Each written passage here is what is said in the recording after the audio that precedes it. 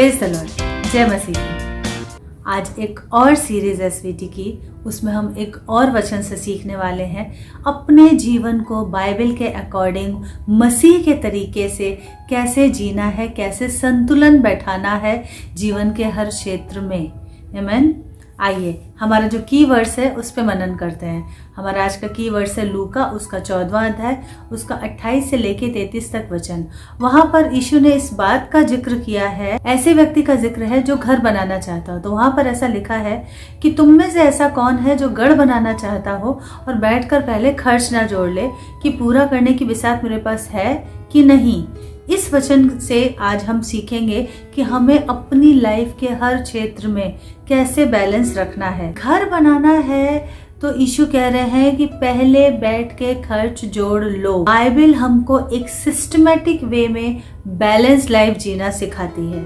मत्ती 14 के 20 में वचन बताता है कि जब सब खाकर तृप्त हो गए तो यीशु ने चेलों से कहा कि बची हुई टोकरियां उठा लो, और चेलों ने बची हुई 12 टोकरियां उठाई। इसका मतलब यह है कि यीशु मसीह बहुतायत का और भरपूरी का परमेश्वर है, लेकिन at the same time he is a systematic God. Yeshu Masih बहुतायत और भरपूरी के परमेश्वर तो हैं, लेकिन वो कहते हैं कि पहले बैठ के हर चीज की प्लानिंग कर लो, क्योंकि परमेश्वर ने जब पहला मनुष्य इस धरती पे बनाया था, ईडन गार्डन पहले पूरा प्लान करके बना दिया था। उसके बाद आदम और हवा को बनाया था। और उत्पत्ति 2 के 15 में लिखा है कि परमेश्वर ने जब सब कुछ बना के फिर आदम को बनाया था, आदम को बनाते ही एक काम दे दिया था कि इस अदन की वाटिका यानी ईडन गार्डन की रखवाली करना, काम करना। मतलब वहां पर रखवाली करना इन द सेंस तुम काम करना, तुम उसके मालिक भी हो और तुम्हें उसके लिए काम भी करना है। इसलिए नीति वचन 6 और उसके 6 और 9वें पद में बाइबल बताती है परमेश्वर आलसियों को पसंद नहीं करता। वहां पर लिखा हुआ है, हे आलसी, चींटियों के पास जा और उनके काम पर ध्यान दे। फिर 9वें पद में लिखा है, हे आलसी, तू कब तक सोता रहेगा। विच मीन्स कि परमेश्वर कहता है, क्योंकि इससे आगे भी नया नियम में एक जगह यीशु ने कहा है कि मेरा पिता अब तक काम करता है इसलिए मैं भी काम करता हूं। मतलब हमारा परमेश्वर काम करता है, और इसीलिए जब उसने अपने स्वरूप और समानता में आदम को बनाया तो उसको एक काम दिया। और इसीलिए यहाँ नीति वचन में बाइबल आलसियों को धिक्कार रही है। सोचो, चींटी जैसे छोटे सबसे दुनिया के छोटे जीव से कह रही है कि शिक्षा लो, तो इससे ज्यादा धिक्कारने वाली और बात क्या होगी। और सही बात है, चींटियां बहुत मेहनती होती हैं। वो पूरे टाइम, पूरे सीजन अपने जो उनके बिल होते हैं उसमें खाना स्टोर करती रहती हैं। बारिश वगैरह के दिनों के लिए काफ़ी स्टोर हो जाता है। छोटा सा जीव है चींटी, वो प्लानिंग करता है। अभी आप कहेंगे कि नहीं बाइबल में लिखा है कि यीशु आने वाले हैं और हमें तो कुछ भी जोड़ जाड़ के नहीं रखना है। ठीक है बाबा, धन पे मन लगाना ये पाप है, ये गलत है, लेकिन यीशु कह रहे हैं कि सिस्टमैटिक वे में प्लान करके अपनी लाइफ को जीना, इसमें कोई बुराई नहीं है। हमें देखिए, आज का हमारा टॉपिक क्या है कि keep balance in your life. हमें अपने जीवन के हर क्षेत्र में संतुलन बना के रखना है, और सबसे पहले फाइनेंस के क्षेत्र में।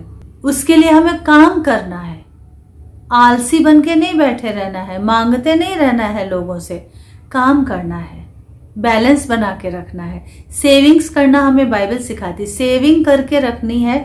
उतना खर्च करना है जितनी हमारी चादर हो, क्योंकि लालसाएं बहुत होती हैं, पर हमें क्या करना है जितना बाइबल के अकॉर्डिंग सही है। भरपूरी का परमेश्वर है, दान दसवांश देना है जरूर से जरूर सबसे पहले, तब उस पर आशीष आती है। लेकिन उसके साथ साथ हमें बैलेंस बना के रखना है बाकी चीजों में भी। कई बार लोग होते हैं, वो क्या करते हैं, अपने आलस या अपनी कामचोरी की आदत को छुपाने के लिए वो काम वाम नहीं करते हैं, और वो ये कहते हैं कि जी हम तो सेवा कर रहे हैं। देखिए, जिसकी डायरेक्ट कॉलिंग है उसकी है, कोई बात नहीं, उसमें तो कोई सवाल ही पैदा नहीं होता। अगर क्लियर कट बंदे ने सुना है परमेश्वर से अपने लिए कि हाँ बस तुझे काम शुरू ही नहीं करना है, तुझे सेवा में आना है, वो एक अलग चीज हो गई। पर कई बार हम नकल करते हैं, या कई बार हमारे अंदर आलस होता है या कामचोरी की आदत होती है, उसके चलते हम आड़ लेते हैं सेवकाई की या सेवा करने की। या कई बार हम एक्स्ट्रा जोश में भरे होते हैं और तब हम गड़बड़ कर जाते हैं। जब परमेश्वर हमारे जीवनों से प्रार्थनाओं के उत्तर दूसरों के जीवन में देना शुरू करते हैं या कुछ मिरेकल्स होते हैं, आश्चर्यकर्म होते हैं। डीजे दिनाकरन की बुक में आप पढ़ के देख सकते हैं ये चीज़ कि जब उनको फुल टाइम मिनिस्ट्री के लिए बुलाया तो उन्होंने कहा भाई मैं क्यों आऊँ, जो आए हैं वो भूखों मर रहे हैं। यीशु ने कहा भाई देखो, उनके लिए मेरी योजना कुछ और थी, उन्होंने पूछा नहीं मुझसे और कूद पड़े मिनिस्ट्री में।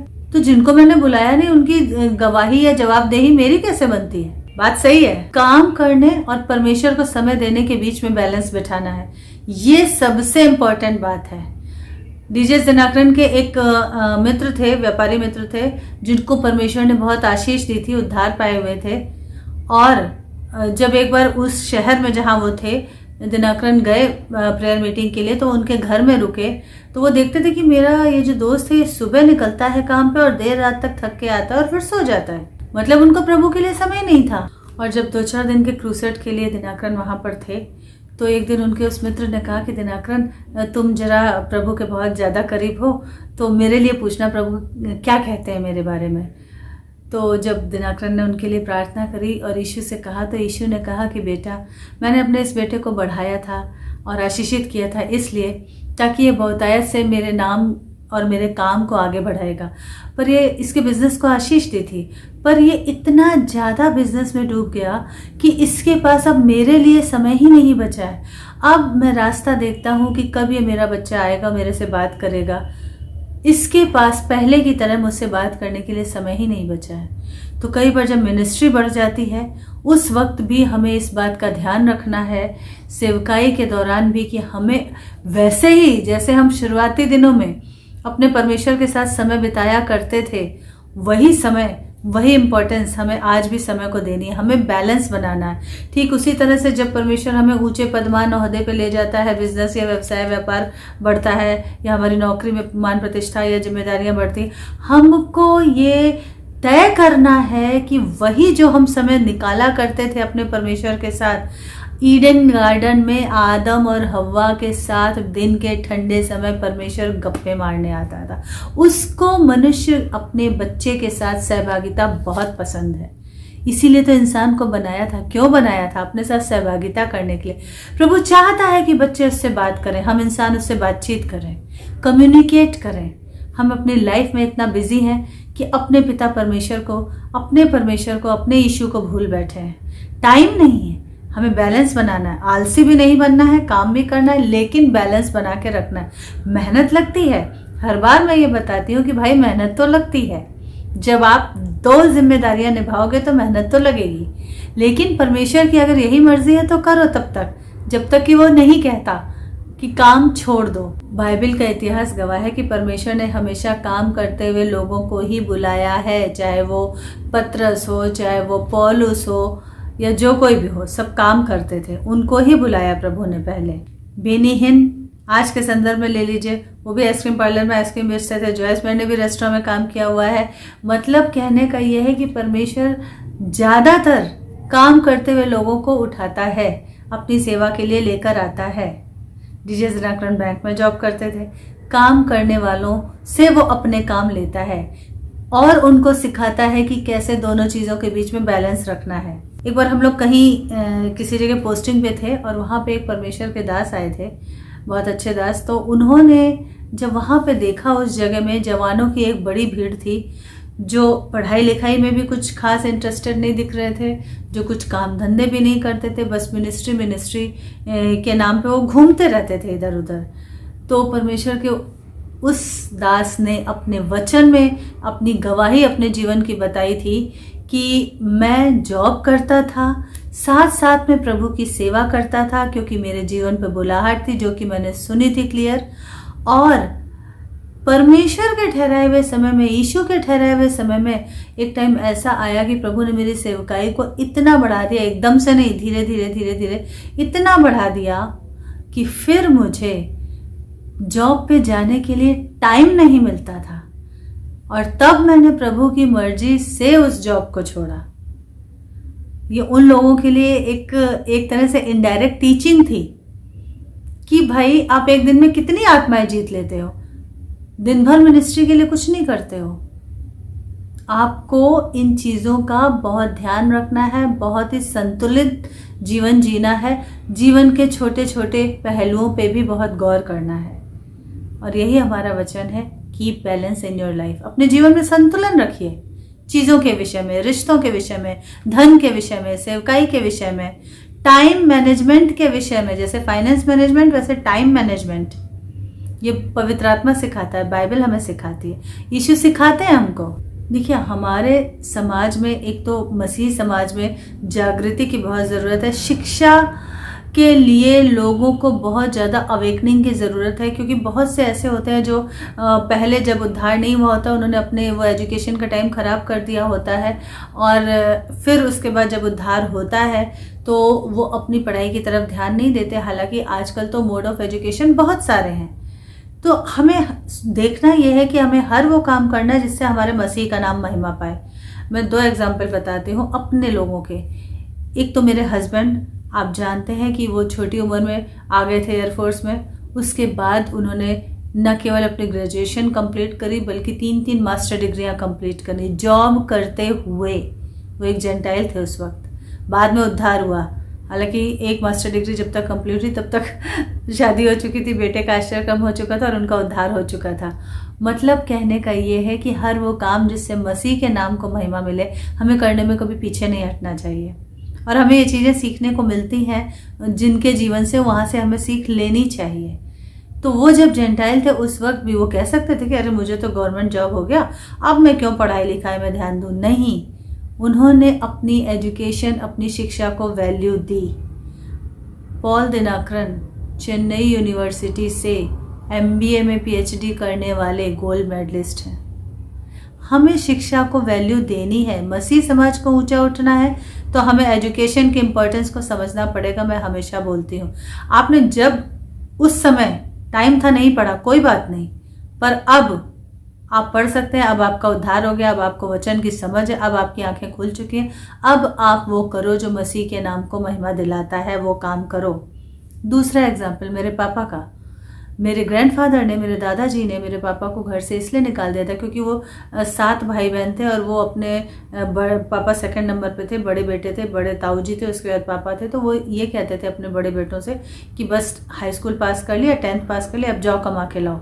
मेरे पापा को पढ़ने की धुन थी, तो उन्होंने कहा मुझे ग्रेजुएशन तो एटलीस्ट कंप्लीट करने दीजिए। दादाजी ने कहा अगर जॉब नहीं करोगे तो तुम इस घर में नहीं रह सकते, और उनको निकाल दिया। और फिर वो गए अपनी मामी के पास, मेरे पापा, और उनको रिक्वेस्ट करे कि प्लीज़ मुझे अपने घर में रहने की जगह दे दो। तो मामी ने कहा भाई रह लो, लेकिन देखो सुबह उठ के मैं तुम्हारे लिए खाना वाना, ठंडी का मौसम वो सब बहुत होता है, और उनके भी बच्चे छोटे छोटे थे।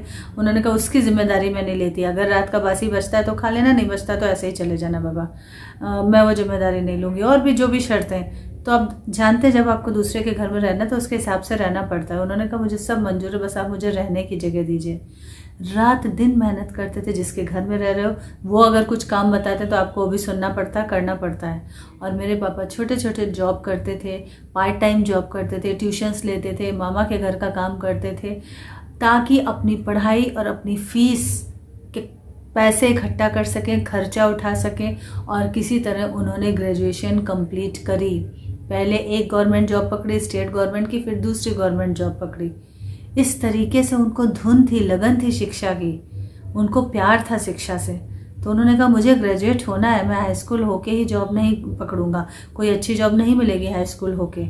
हमें जेंटाइल से भी अगर ये चीज़ें सीखने मिल रही तो हमें सीख लेना चाहिए। मेरे पापा तो जेंटाइल थे, हालांकि मैं मम्मी से बहुत पूछती हूँ, मुझे इस बात का थोड़ा सा अफसोस भी है कि मम्मी क्या किसी ने कभी पापा को गॉस्पेल सुनाया था, क्योंकि मुझे पता है बिना यीशु के उद्धार नहीं है।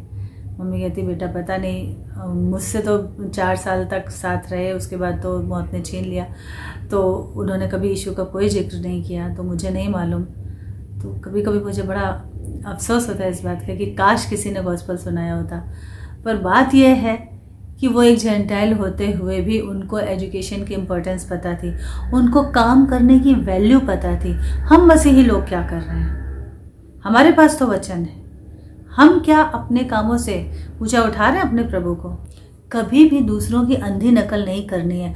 होता क्या है, हमारे परिवार में, रिश्तेदारी में, समाज में, जैसे जो नंद भाभी हैं, देवरानी जिठानी है, या बहनें बहनें, या दोस्त हैं, सहेलियां हैं, या पड़ोसी हैं, लोग एक दूसरे से कंपटीशन की जो भावना बैरी डालता है, उस कंपटीशन के चलते कि अच्छा तुमने ये चीज़ इतने की खरीदी तो हम इतने हज़ार की खरीद लेंगे, तुमने ये किया तो हम ये करके दिखाएंगे, और इस कंपटीशन के चलते फालतू की फिजूल खर्ची और अपने ऊपर ही हम कर्जा लाद लेते हैं। या कई बार गलत आदतों के चलते हमारे हर शादी पे चाहे कर्जा लेना पड़े पर एक अलग ड्रेस पूरी फैमिली की होनी चाहिए। अरे अगर वही ड्रेस फिर से पहन के किसी दूसरी शादी में चले गए तो क्या हो जाएगा? कोई यही तो कहेगा कि अरे भाई यही पिछली शादी में पहनी थी, आप अपना बजट देखो ना।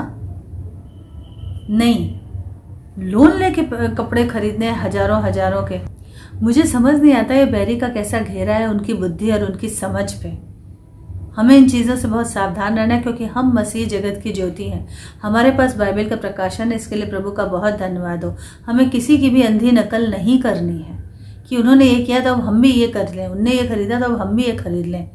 सोच समझ के बुद्धि से डिसीजन लेना है, ये बाइबल हमें सिखाती है। जैसे कि लोग कहते हैं जिनको एक बच्चे हैं, आई एम श्योर वो लोग इन चीज़ों को फेस करते होंगे, मैंने तो बहुत फेस किया है, कि लोग कहते हैं नहीं 2 बच्चे तो होने ही चाहिए, 2 बच्चे तो होने ही चाहिए। बहुत से लोग मिले मुझे ऐसा बोलने वाले। एक आंटी तो बहुत ही ज़्यादा पीछे पड़ी रहती थी। लेकिन ठीक है, मैं 2 बच्चों के बिल्कुल खिलाफ नहीं हूँ, अच्छा लगता है भरा पूरा खेलता हंसता आंगन, लेकिन आपकी फैमिली आपकी जिम्मेदारी है। आपकी जितनी चादर है आप उतने ही पैर फैलाओगे, बजट आपको देखना है। वो आंटी एक थी जो हमारे पीछे पड़ती थी, तो मेरे हस्बैंड उनको यही कहते थे कि कहते थे नहीं 2 बच्चे तो होने चाहिए। तो मेरे हस्बैंड ये कहते थे आंटी बच्चा मैं पैदा करूँगा तो खर्चा क्या पड़ोसी उठाएंगे? मुझे देखना है भैया मेरी आमदनी कितनी, मेरी पॉकेट में कितना दम है, मैं उतने ही। बोलते थे अरे ईशु, तो मेरे पति बोलते थे भैया उसी ईशु ने तो बुद्धि भी दी है, वही तो वचन कह रहा है कि भाई बैठ के पहले खर्चा जोड़ लो कि पूरा करने की बिसात है कि नहीं। उतनी ही चादर देखो जितनी, उतने ही पैर फैलाओ, उतने ही परिवार बढ़ाओ। सोचने समझने की बात है, क्योंकि सब कर रहे हैं इसलिए हम करें, क्योंकि यही ट्रेंड है इसलिए हम करें, ये बुद्धिमानी नहीं है।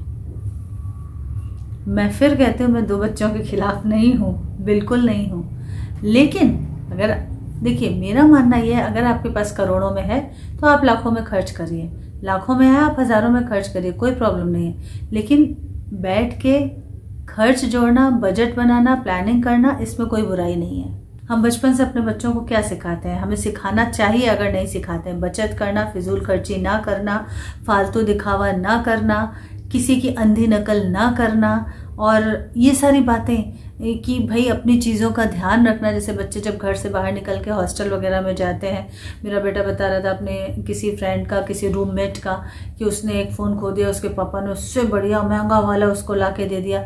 मैंने कहा ये गलत शिक्षा है भाई। बोले उसके पापा बड़े बिजनेसमैन है। मैंने कहा बड़ी अच्छी बात है, बड़े बिजनेसमैन है, लेकिन इसका ये मतलब नहीं है कि वो अपने बच्चे को सही चीज़ की नींव ना डालें। बच्चों को ना कहना सीखिए, क्योंकि बच्चे बहुत कुछ मांगते हैं। हमारा पिता भी हमको सिखाता है उस रीति से, हम भी बहुत कुछ मांगते हैं, कहता नहीं बिल्कुल नहीं, अभी तो कतई नहीं।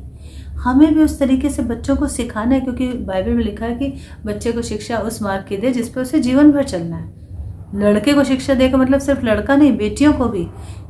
क्योंकि कई घरों में मैंने देखा है कि शादी के बाद जो वाइफ आती है वो बेटियाँ इतनी फिजूल खर्च होती हैं, इतना ज़्यादा कि फिर वो बैलेंस नहीं कर पाती हैं। मैं जब शादी होके गई थी, मैं आपको बताती हूँ, मेरे पति के सिर पे कर्जा था, क्योंकि उनके ऊपर जिम्मेदारियां थी। मुझे ये बात मालूम नहीं थी, और जो पेमेंट उन दिनों होती थी वो बहुत थोड़ी होती थी, और उसमें भी लोन कट जाता था, क्योंकि लोन लिया हुआ था ऑफिस से। मुझे नहीं मालूम था कि इतने से चंद रुपयों में कैसे गृहस्थी चलाऊं हैदराबाद में। लेकिन प्रभु का धन्यवाद हो कि मेरे पास बाइबल का वचन था, पवित्र आत्मा था, वो मुझे सिखाते थे कि कैसे थोड़े में मैनेज करना है। इसलिए मुझे ये पता था कि अगर मेरे पास थोड़ा है तो उस थोड़े में भी मुझे कुछ तो बचाना है और कैसे चलाना है। हालांकि बहुत मुश्किल होती थी, मैं इन चीज़ों का कभी जिक्र नहीं करती हूँ लोगों के आगे आमतौर पे, पर आज क्योंकि टॉपिक ये निकला है तो मैं बता रही हूँ कि कमी और घटी क्या होती है ये मुझे अच्छे से मालूम है। पर ना कभी मायके में ना कभी ससुराल में मैंने इस बात का जिक्र तक नहीं किया, क्योंकि मुझे मालूम है कि मायके और ससुराल से 1 रुपये की भी उम्मीद मुझे थी नहीं। तो देखिए, दुनिया के आगे गाना नहीं गाना है, अपना दुखड़ा यीशु के सामने उड़ेलिए, वो पूरा करने वाला है। वो बुद्धिमानी देगा कि इस थोड़े में भी चलना कैसे है। और यही आज का वचन है। देखिए, जब हम कहते हैं कि घर चलाना, गृहस्थी चलाना, उसमें हमें समझ चाहिए और हमें फिजूल खर्ची नहीं करनी है, तो मिनिस्ट्री चलाने में भी हमें समझ चाहिए और हमें फिजूल खर्ची नहीं करनी है। कई बार लोग जब मिनिस्ट्री बढ़ने लगती है तो ताबड़तोड़ खर्चे करने लगते हैं।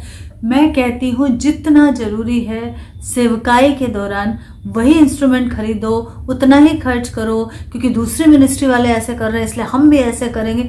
नहीं बाबा, मेहनत का पैसा है, उदान दसवांश भी मेहनत का पैसा है। उसको सोच समझ के खर्च करो। प्रभु के आगे यीशु देख रहा है तुम्हारे खर्चों को।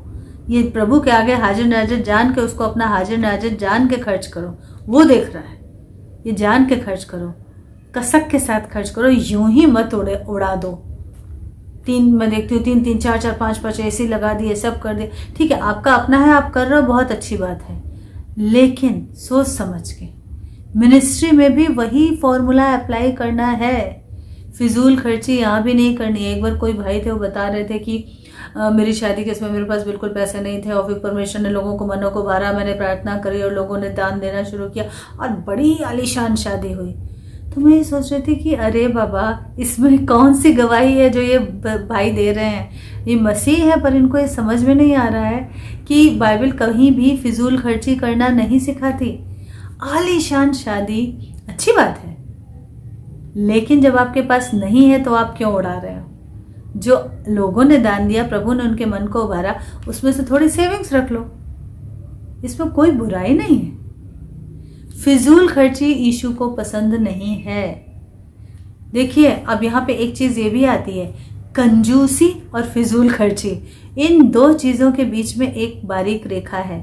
तो फिजूल खर्ची ना करने का मतलब ये नहीं कि हमें कंजूस हो जाना है, जहाँ जरूरी वहाँ भी खर्चा ना करें। बहुत से लोग इतने कंजूस हो जाते हैं, बुजुर्ग लोग, कि अपनी दवा के लिए भी नहीं जाते डॉक्टर के पास कि नहीं रे बाबा, मेरे 100, 200, 300, 400 रुपये खर्च हो जाएंगे, जाने तो ऐसे ही ठीक हो जाएगा। नहीं, ये कंजूसी है। प्रभु के दिए हुए दान का अपमान मत करिए, अपना ख्याल रखिए प्लीज़, लेकिन फिजूल खर्ची नहीं करनी।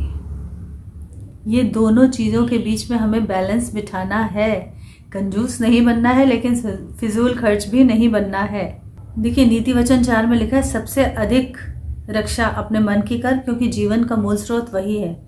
मनुष्य की इच्छाएं तो अनंत हैं, पर हमें कहाँ क्या करना है? यहोवा धर्मी की लालसा तो पूरी करता है, लेकिन उसके साथ ही साथ वो कहता है बुद्धिमान बनो। फालतू की लालसा है हमारा पिता परमेश्वर भी नहीं पूरी करता है। वो कहता है बेटा रुको, उसके लिए पहले कीमत चुकाओ, उसके लिए पहले तैयार हो जाओ, तब दूंगा, थोड़ा थोड़ा दूंगा, धीरे धीरे बढ़ाऊंगा, बहुत बढ़ाऊंगा, अभिषेक भी बढ़ाऊंगा, आशीषें भी बढ़ाऊंगा। पर जब मैं ये देख लूंगा कि तू मैच्योर और समझदार हो गया है, तू कंजूसी तो नहीं करेगा, लेकिन तू फिजूल खर्ची बिल्कुल नहीं करेगा, तब बढ़ाऊंगा। तो हमें चाहे घर हो, चाहे मिनिस्ट्री हो, सेवकाई हो, चाहे हमारी डे टू डे की लाइफ हो, हमें वहाँ पे इन चीज़ों का बैलेंस बना के रखना है। इस छोटे से वचन से, इस एक पर्टिकुलर टॉपिक से प्रभु आपको आशीष दे, ताकि आप समझ में बुद्धिमान हो जाएं और सेविंग्स करना सीखें, फिजूल खर्ची ना करें, और परमेश्वर आपके खत्तों पे और आपके बैंक बैलेंस पे आशीष दे, आपके हाथों के कामों पे आशीष दे। आप आलसी क्रिश्चियन, कामचोर मसीही ना बने।